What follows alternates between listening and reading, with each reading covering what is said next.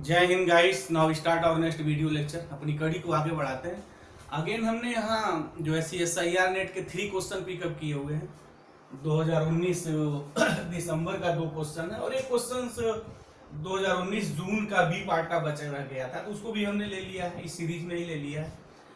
थोड़ा इसमें 2019 बी का जो ये क्वेश्चन था थोड़ा सा अलग था, हल्का सा अलग था। मतलब ये कि यहाँ जो है वो डबल समेशन वाली सीरीज आ गई थी, तो बस एक रिजल्ट पे आधारित था। वैसे इसमें क्वेश्चन में कुछ दमी नहीं था। जैसे क्वेश्चन ये था 2019 जो जून का बी पार्ट का जो क्वेश्चन था वो ये था कि which of the following is true, कौन सा ट्रू है उसमें।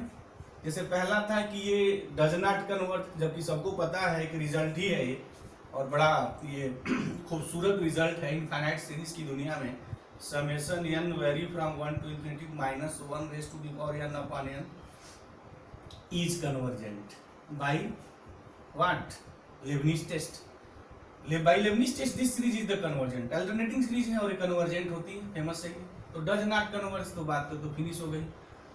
अच्छा, ये भी बड़ा फेमस रिजल्ट है। सब रिजल्ट पे ये summation 1 upon n p converge करता है जब p की वैल्यू ग्रेटर देन 1 होती है। तो यहाँ पे 1 है तो ये तो डाइवर्ज हो जाएगा।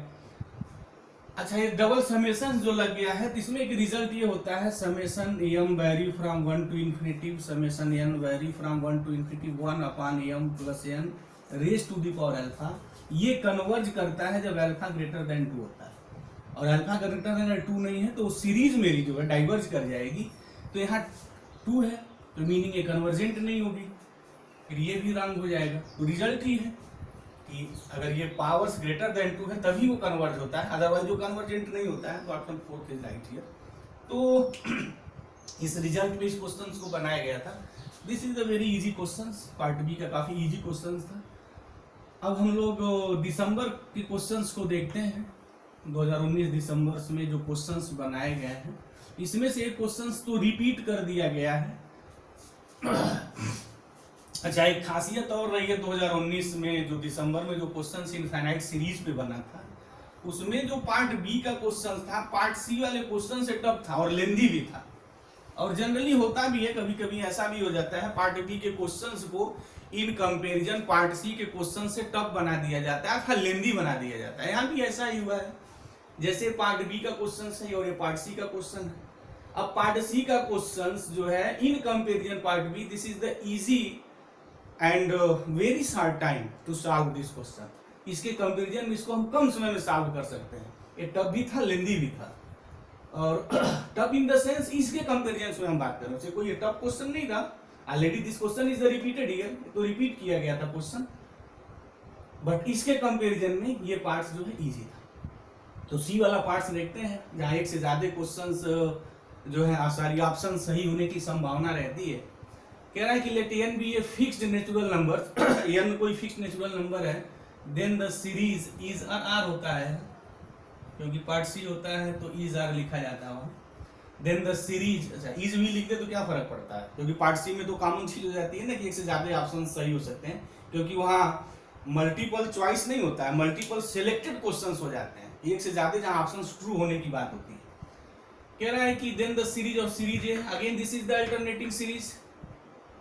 और ये सबको पता है कि ये जो अल्टरनेटिंग सीरीज है this summation m greater than r equal to 1 minus 1 raise to the power m upon m, this is the convergent. ये कन्वर्जेंट होता है। और एक बात और यहाँ बार बार हम इस चीज को कहते रहते हैं कि हम m 1 से लिखें, m 100 से लिखें, m किससे लिखें, कोई फर्क नहीं पड़ता है। कोई भी अगर फाइनाइट नेचुरल नंबर लिखें वहां से बात शुरू करें, तो अगर m 1 से लेके इन्फिनिटी तक सभी टर्मों का सम अगर एक फाइनाइट नंबर मिलता है, जो कन्वर्जेंट की मेरी बात है कि दिस सीरीज इज कन्वर्जेंट, तो m हम कहीं से स्टार्ट करें, 10 से करें, 100 से करें, 200 से करें, 50 लाख से करें, 10 लाख से करें, करोड़ से करें, 100 करोड़ से करें, क्या फर्क पड़ना है उसे। कन्वर्जेंट पे कोई इफेक्ट नहीं होता है, क्योंकि सीरीज में कुछ फाइनाइट नंबर टर्म हम ऐड कर दें या सब्ट्रैक्ट कर दें, कोई फर्क नहीं पड़ने वाला है। उसके कन्वर्जेंस पे कोई फर्क नहीं पड़ने वाला है, सम पे फर्क पड़ जाएगा, बट कन्वर्जेंस के नेचर पे कोई फर्क नहीं पड़ेगा। तो यहाँ उसी पे डिपेंडिंग क्वेश्चन था।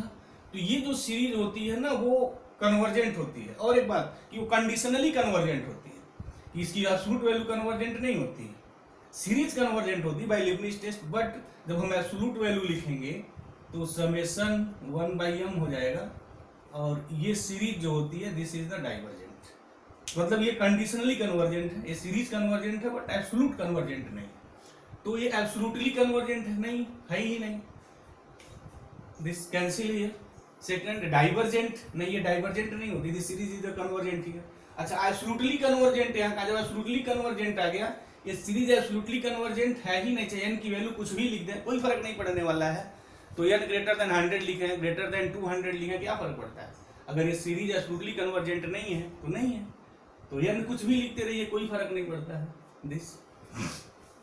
अच्छा 1 गलत हो गया, सेकेंड भी गलत हो गया, तो फिर तो एक ऑप्शन सही होगा ना, तो 4 तो सही हो जाएगा।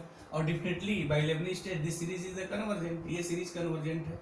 लेकिन अगर यही सिंस पार्ट सी का क्वेश्चन था, अगर इसी जगह ये एब्सोल्युटली अगर हटा देता, ये वर्ड्स अगर हटा देता, तो देखिए बार बार हम कहते रहे हैं कि शब्दम जालम महाजालम, कि जो शब्द का जाल होता है CSIR वाले बहुत बखूबी यूज करते हैं, और CSIR वाले के जो भी हमारे नेशनल लेवल मैथमेटिक्स के कॉम्पिटिशन्स हैं इस लेवल्स के, वो मैथमेटिक्स के वर्ड्स पे ही तो गेम खेलते हैं।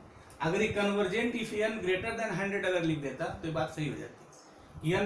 n ग्रेटर देन और इक्वल टू 1 के लिए कन्वर्जेंट है, तो n ग्रेटर देन 100 के लिए भी कन्वर्जेंट होगी। लेकिन कन्वर्जेंट ओनली इफ अगर कर देता है यहाँ, अगर ये वर्ड्स अगर यहाँ यूज होता तो अगेन क्वेश्चंस ऑप्शंस मेरा रॉन्ग हो जाता। तो अगर convergent if n greater than 100 लिखता तो पार्ट सी का ये ऑप्शन 3 भी मेरा ट्रू हो जाता। बट यहाँ एब्सोल्युटली लिख दिया, तो एब्सोल्युटली लिख दिया तो काम तमाम हो गया इसका।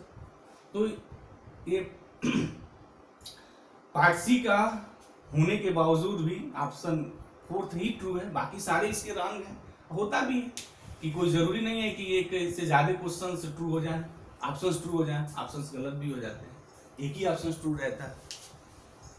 अब इसका हम लोग लास्ट क्वेश्चंस देखते हैं जो 2019 बी का था। इसके कंपेरिजन में थोड़ा बहुत तो थोड़ा सा हम टफ कहेंगे, टफ नाम तो नहीं देंगे, बट इसके कंपेरिजन में बात करते हैं। तो देखते हैं वो क्वेश्चंस किस पे बात की गई है। अच्छा ये क्वेश्चंस जो है ना, कन्वर्जेंट और डाइवर्जेंट की बात नहीं किया है, मतलब कि सीरीज का नेचर्स की बात यहाँ नहीं पूछा है, यहाँ सीधे सम की बात पूछा है। इस क्वेश्चंस में सीधे सम की बात पूछी गई है कि ये सीरीज दी हुई है तो इसका सम क्या होगा, उसका ऑप्शंस दिए हैं वो, इस सीरीज का सम क्या होगा। तो सीरीज लिख लें, कैसे लिखेंगे? सीरीज जो हमारी गिवन है वो ये है 1/2 × 3 प्लस 2 स्क्वायर × 3, ये plus 1/2 square 3 square plus 2 cube 3⁻² plus and 1, last में है 1/2⁴ 3⁻⁴ प्लस। यानी अगर इस सीरीज को अगर हम लोग ध्यान से देखें तो जो पहला ब्रैकेट है ना वो 2 तरीके का है, दूसरा ब्रैकेट में अगेन 2 तरह का नेचर है, थर्ड ब्रैकेट में भी प्लस एंड 1। अगर इसका हम लोग जनरल टर्म्स लिखें तो जनरल टर्म्स हम लोग कुछ यूं लिखेंगे, summation m vary from 1 to infinity, summation n vary from 1 to infinity। एक तो ये हो गया हमारा दिस, ये एक साथ हम लोग लिख सकते हैं इसके कि 2 सीरीज का क्या नेचर हो जाएगा, अलग अलग कर दे तो अच्छा रहेगा, वो सीरीज इस तरीके से बन जाएगी। Summation a very from 1 to infinity, सीधे 1/2⁴ प्लस 1/2a + 1। डबल समेशंस की जरूरत ही नहीं है, सॉरी सिंगल समेशंस की मेरी बात हो जाएगी। देख लिया जाए, a = 1 लिखिए, definitely you get first term of the series. अगर यहाँ a1 अगर लिख दिया जाए तो 2 × 3 ये हो गया, प्लस 2² × 3 हो गया। अगर a = मैं 2 लिखूं तो ये टर्म मेरा मिल जाएगा, देख लीजिए, ये 2 लिखेंगे 2² 3² दिस प्लस 2⁻³ 3⁻² हो जाएगा। अगर हम a = 3 लिखेंगे तो नेक्स्ट टर्म मिल जाएगा हमारा। तो कहने का मतलब है कि ये मेरी जो सीरीज दी हुई है समेशंस के फॉर्म में ऐसा लिख सकता हूँ। अच्छा है कि और बहुत एक इंटरेस्टेड चीज़ें हैं कि इस टाइप के क्वेश्चन ऑलरेडी से पहले भी पूछा हुआ है, बट वो क्वेश्चन बी पार्ट्स का, लेकिन इससे थोड़ा और टफ था वो जो क्वेश्चन था। ये तो क्वेश्चन उसके कंपेरिजन में भी इजी बनाए गए, a is equal to 1 to infinity 1/2 common है, 1/2 raise to the power a, ये अलग अलग कर ले और आसान हो जाएगा। 1/2 raise to the power a, 3 raise to the power a plus summation a vary from 1 to infinity भी हो गया। 1/2 a प्लस 1 तो ऐसे भी लिख सकते हैं, समेशन a ये हो गया। 1/6 raise to the power a हो गया प्लस ये 1/2 बाहर करना है, कांस्टेंट है, वहाँ a है ही नहीं तो समेशन के बाहर कर सकते हैं। अंदर बाहर की गेम खेली जा सकती है, अगर समेशन उस पर डिपेंड नहीं है तो अंदर बाहर की गेम खेल लीजिए। ये कांस्टेंट है, इसको आप बाहर कर लीजिए, तो 1/2 हमने बाहर कर लिया। अब ये क्या हो गया 2a 3 और अगेन मैं लिख सकता हूँ 6 raise to the power a। अच्छा ये वही है जो मेरा ये है, तो फिर इसको लिख सकते हैं 1 + 1/2 summation a vary from 1 to infinity 1/6 raise to the power a, ये हो गया 3/2 summation a is equal to 1 to infinity 1/6 raise to the power a। अच्छा अब सीरीज को ऐसे न दे करके ना वो इस तरीके का दिया गया तो कोई फर्क नहीं पड़ता है। अच्छा अब ये सीरीज क्या है, ये तो बहुत कॉमन सेंस की बात हो गई ना अब कि r raise to the power अगर m है तो this is the GP, this is the geometric series, और ऑलरेडी हमने कुछ रिजल्ट लिखा था डायरेक्ट यूज करने के लिए। तो ये मेरी जीपी है और इस जीपी का जो फर्स्ट टर्म है अगर मैं इसको तोड़ दूं थोड़ा और इसको मैं हल्का कर दूं तो बात तो समझ में आ रही है। हल्का मतलब सिंस ये हो गया, ये 1 लिखेंगे तो 1/6 plus 1/6 square 1/6 cube and arts 1 ये होगा। तो दिस इज द जीपी, ये मेरी जीपी है।